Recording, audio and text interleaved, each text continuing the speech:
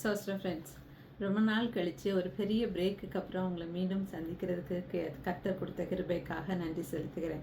நம்ம இன்னைக்கு பார்க்க போகிறது மத்தேயு 3வது அதிகாரத்தில் யோவான் ஸ்நானகர் எல்லாருக்கும் ஞானஸ்தானம் கொடுத்து கொண்டு இருக்கிறார்.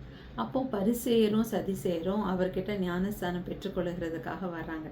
அப்போ யோவான் ஸ்நானகர் சொல்கிறாரு, மனம் திரும்புதலுக்கு ஏற்ற கனிகளை கொடுங்க அப்படின்னு அவங்கள பார்த்து சொல்வார். அதுக்கு முன்பாக அவர் சொல்கிறது என்னன்னா, விரியன் பாம்பு குட்டிகளே, வரும் கோபத்துக்கு தப்பித்து கொள்ள உங்களுக்கு வகை காட்டினவன் யார் அப்படின்னு கேட்பார்.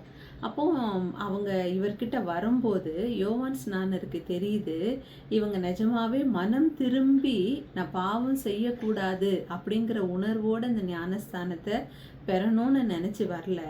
இந்த ஞானஸ்தானம் எடுத்தால் நம்ம கடைசி நாட்களில் அக்னிக்கும் நம்ம நரகத்திற்கும் தள்ளப்படாமல் தப்புவிக்கப்படுவோம் அப்படிங்கிறதுக்காகத்தான் வாராங்க அப்படின்னு அவங்க இருதயத்தை யார் இதை அறிஞ்சு வச்சுருந்தாங்கன்னா யோவான் ஸ்நானகர்.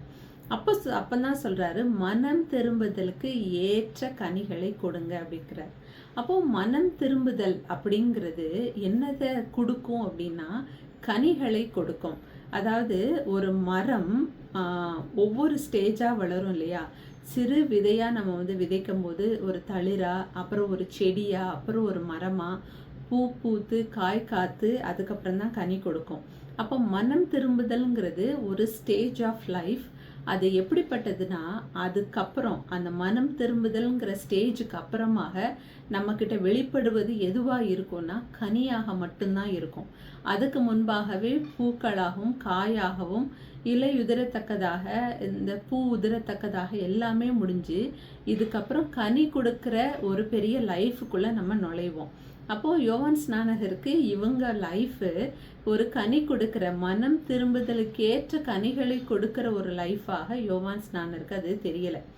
இதுக்கப்புறமா அவர் சொல்கிறது, ஆபிரகாம் உங்களுக்கு தகப்பன்னு சொல்லி கொள்ளாதீங்கன்னு சொல்கிறார்.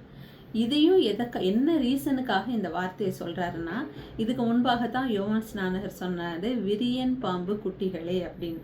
அப்போ அவங்க இருதயம் எப்படிப்பட்டதாக இருக்குன்னு யோவான் ஸ்நானகரால் புரிஞ்சுக்க முடியுது. அப்போ அவங்க நினைக்கிறாங்க, நம்ம ஆபிரகாமின் சந்ததி நம்மளை பார்த்து விரியன் பாம்பு குட்டின்னு கூப்பிடுறாரே அப்படின்னு. அதனால தான் சொல்கிறாரு, நீங்கள் ஆபிரகாமின் சந்ததின்னு சொல்லிக்கொள்ளாதீங்க. அதாவது நம்ம இரத்த சம்பந்தமாக நம்ம ஆபிரகாமின் தலைமுறையை சேர்ந்தவங்கன்னு உங்களுக்குள்ள அதை குறிச்சதான பெருமையோ ஒரு உயர்வோ வேண்டாம். இந்த கல்லுகளிலிருந்து, அதாவது இரத்த சம்பந்தமே இல்லாத ஒருத்தரை கூட ஆபிரகாமுக்கு சந்ததியாக தேவனால் மாற்ற முடியும்னு சொன்னதுக்கப்புறம் ஒரு முக்கியமான காரியத்தை சொல்கிறாரு. கோடாரியானது மரங்களின் வேரருகே வைக்கப்பட்டுள்ளது, நல்ல கனி கொடாத மரமெல்லாம் வெட்டுண்டு அக்னியிலே போடப்படும். ஃபஸ்ட்டு சொன்னார், மனம் திரும்புதலுக்கு ஏற்ற கனிகளை கொடுங்கன்னு சொன்னார்.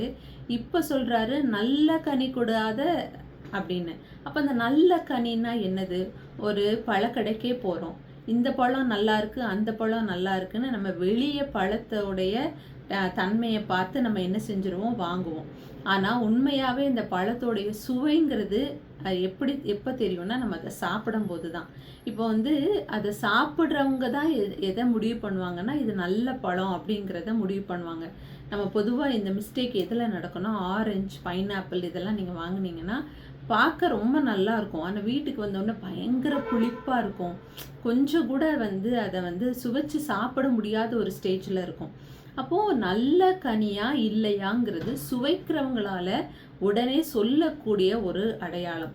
இதுதான் நீங்கள் காட்டுக்கு போனீங்கன்னு வைங்களேன், ஏதோ ஒரு அமேசான் காடுகளோ இல்லை ஏதோ ஒரு அடர்ந்த வனப்பகுதிக்குள்ளே போகும்போது நிறைய மரங்களும் அதில் கனிகளும் இருக்கும். அப்போ அதில் இருக்கிற எல்லா கனிகளையும் நம்ம நம்பி புசிக்க முடியாது. ஏன்னா நமக்கு தெரிஞ்ச கனிகளை தாண்டி இன்னும் நிறைய கனிகள் இருக்கும்.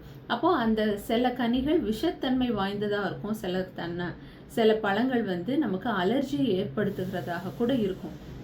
அப்போ சாப்பிட்றவங்க தான் என்ன சொல்லணும், அது நல்ல கனியா இல்லையான்னு. அப்போ இதில் யோவான் ஸ்நானகர் சொல்கிறாரு, நல்ல கனி கொடாத மரம். அப்போ இந்த கனியை யார் மட்டும் புசிக்கிறது இல்லை, தேவன் மட்டும் இந்த கனியை புசிக்கிறது இல்லை, நம்மளை சுற்றி இருக்கிறவர்களும் இந்த கனியை புசிக்கிறாங்க. நான் மனம் திரும்பி இருக்கேன் அப்படின்னா என்னை சுற்றி இருக்கிறவர்களுக்கு இது நல்ல கனி கொடுக்கிற மரமா, இந்த கனி சுவையா இருக்குமா இல்லையான்னு கண்டிப்பாக தெரியும். அப்படிப்பட்ட கனிகளை கொடுக்காதவர்களை தேவன் என்ன செய்ய போகிறார்னா வெட்டுண்டு அக்னியிலே போட போகிறார். நம்ம கனி கொடுக்கிற வாழ்க்கை வாழ்றோம் அப்படின்னு சந்தோஷப்படலாம்.